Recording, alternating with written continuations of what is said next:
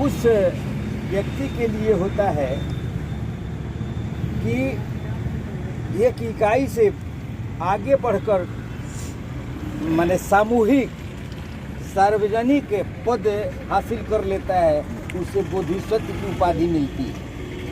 हमारे महामानव बाबा साहब डॉक्टर बी.आर. अम्बेडकर, इन्हें बर्मा के मांडले शहर, मांडले नगर में इन्हें भारत के तरफ से प्रतिनिधित्व करने का मौका मिला था। 1954 में इन्होंने बर्मा के मांडले नगर में जा कर के और मानवता के प्रतीक बुद्ध की शरण में जा कर के और उन्होंने अपने स्तर से जो भारत की जो भी उपलब्धियां थी, उन उपलब्धियों को वहाँ इस ढंग से परोसा कि पूरे विश्व के जितने भी भंते भदंत आए थे, उन सबों ने मिल करके एक साथ एक स्वर में बाबा साहब को बोधिसत्व की उपाधि दी। बोधिसत्व माने बुद्धत्व लाभ करने की अंतिम सीढ़ी है। इसलिए हम आज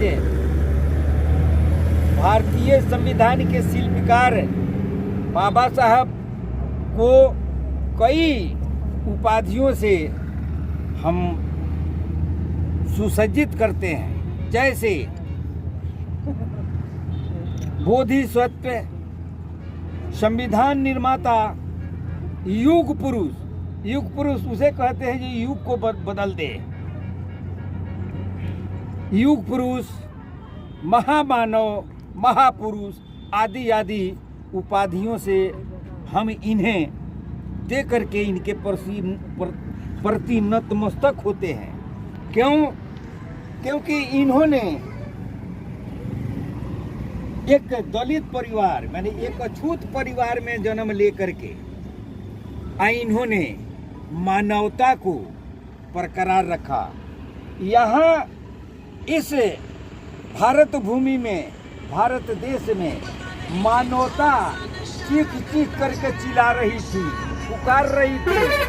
इतना बड़ा मानवता का हनन हो रहा था कि हर चीज की सीमा होती है, लेकिन यहाँ मानवता के हनन होने में कोई सीमा नहीं थी। इधर के लोग लीजिए, जहाँ जो जो था सभी जो है बेहाल थे। यहाँ तक कि किसी तालाब का, किसी गंदे नाले का पानी पशु तो पी सकता था, लेकिन इंसान होते हुए भी एक अछूत वर्ग का होने के नाते इन्हें गंदे तालाब का भी पानी पीना दुश्वार था। चौबदार तालाब आज भी है पूना में, और आज भी वो चीखें मार करके चिल्ला रहा है कि देख लो, मेरा पानी जो है सबके लिए था, लेकिन एक विशेष वर्ग के अतिक्रमण के द्वारा एक विशेष वर्ग के लोगों को पानी पीने से रोका जाता था। आज भी प्रमाणित है। नासिक में कालाराम मंदिर है, उस मंदिर में इस अछूत वर्ग का, अनटचेबल कास्ट का दर्शन करना वर्जित था। नासिक के कालाराम मंदिर में वहाँ हमारे महामानव ने आंदोलन किया, संघर्ष किया। वहाँ जो है लाठियाँ चली कि तुम अछूत हो, तुम उस मंदिर में नहीं प्रवेश कर सकते। तो उस मंदिर आंदोलन किए और उस मंदिर में प्रवेश के लिए उन्होंने अंग्रेजों से, जबकि अंग्रेजों का शासन था उस समय, फिर भी यह मनुवादी व्यवस्था थी। इस मनुवादी व्यवस्था के प्रबल होने के नाते अंग्रेज भी कुछ नहीं कर पाते थे। तो इन सारी समस्याओं से जूझते हुए हमारे महापुरुष ने इन अछूत वर्ग के लोगों को अधिकार दिलाया। इस अछूत वर्ग के लोगों को कर्तव्य तो था, काम किए जाओ, बेकारी किए जाओ, लेकिन तुम्हें दाम मांगने का कोई अधिकार नहीं था, कोई अधिकार नहीं था। यहाँ अधिकार सिर्फ था। तो आज उनके प्रति हम श्रद्धांजलि अर्पित करते हैं, सर झुका करके सावधानत इन्हें याद करते हैं, नमन करते हैं कि इन्होंने इस दलित समाज के उत्थान के लिए बहुत बड़ा योगदान दिया। आज तक 33 कोटि देवी, 56 कोटि देवता, 89 करोड़ हुए।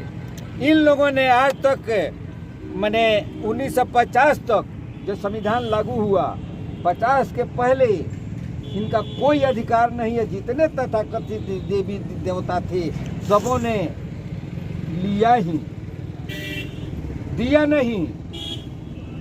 अगर देता तो आज ये जो है 25-30 करोड़ जो है दलित जो आज कहला रहे हैं, इनकी स्थिति ऐसी नहीं होती। जो भी सुधरी है इनकी स्थिति, ये बाबा साहब के कारण सुधरी है। 10% लोग ही सुधरे हैं, मैंने उनको दाल भात चटनी इन्हीं के कारण। नहीं तो सोचना पड़ता था, दाल भात और नमक से कुछ लोग खा लेते थे, दाल की तो कल्पना ही नहीं, सपने में भी नहीं सोचते थे। आज इन्हीं के बदौलत, बाबा साहब के बदौलत जो है 10% तो लोगों को जो है सुविधा मिली है। क्या सुविधा मिली है? शिक्षा में गुरुजी बन गए।